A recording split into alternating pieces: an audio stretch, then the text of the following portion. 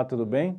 Meu nome é Hugo Fernandes e hoje iremos falar sobre levantamento de regras de negócio. Vamos lá? Então, esses são os tópicos que iremos abordar nessa videoaula. Então, iremos falar um pouco sobre o que é regra de negócio. Vamos ler juntos aqui um estudo de caso, que a partir desse estudo de casos, vamos elencar as regras de negócio. Aí, vamos dar um exemplo prático para a gente elencar uma regra de negócio. Então, vamos lá. O que vem a ser regra de negócio? Então, a regra de negócio é o quê? É o que define a forma de fazer negócio ali, a forma de fazer negócio da empresa ali, do seu cliente, né?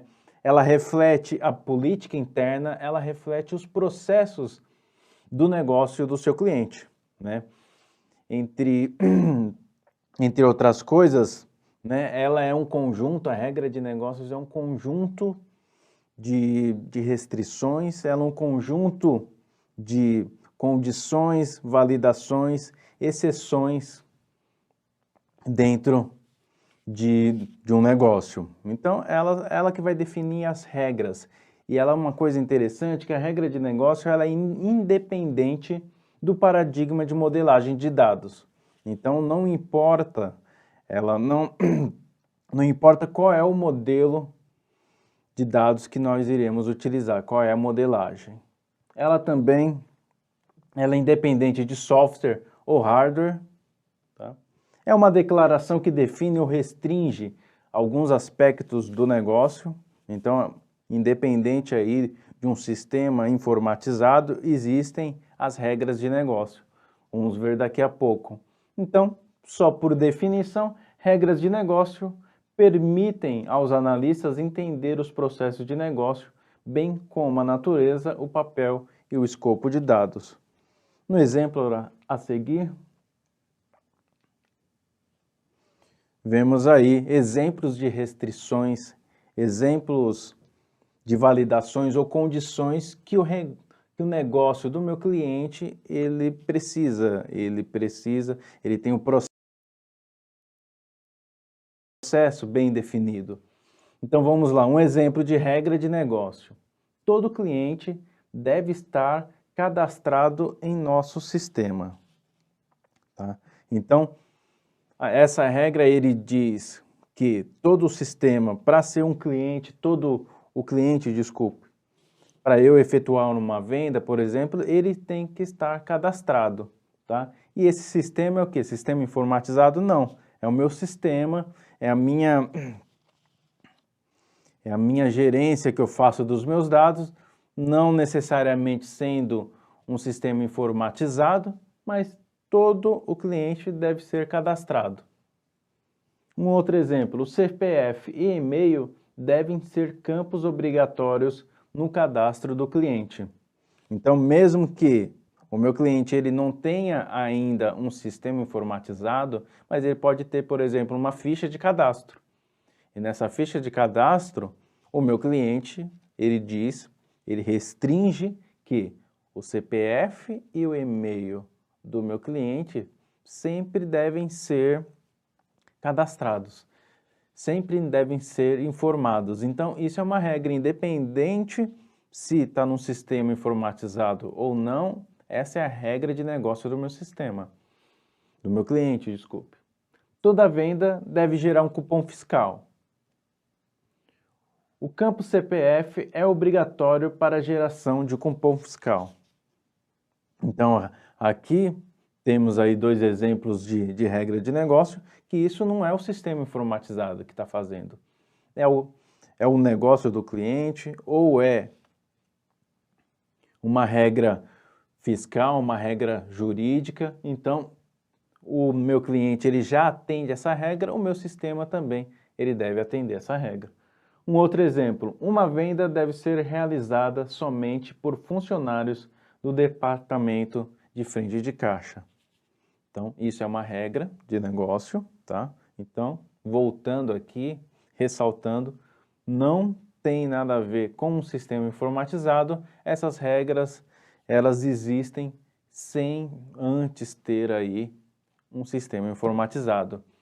Tá, e por que que essas regras são importantes? Porque a partir dessas regras de negócio, eu começo a imaginar aí, eu começo a construir o meu modelo de dados, né?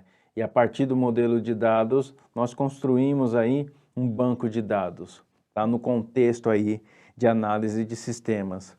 Então, o que é interessante é você chegar no seu cliente, né, por meio de uma entrevista ou por meio de outros documentos que o cliente também vai fornecer para você, você começar a captar aí quais são essas regras de negócio, porque essas regras de negócio, elas irão nos ajudar ao quê? A criar depois o passo seguinte, aí numa linha de evolução aí para a gente construir um banco de dados, o nosso passo a seguir seria o modelo conceitual.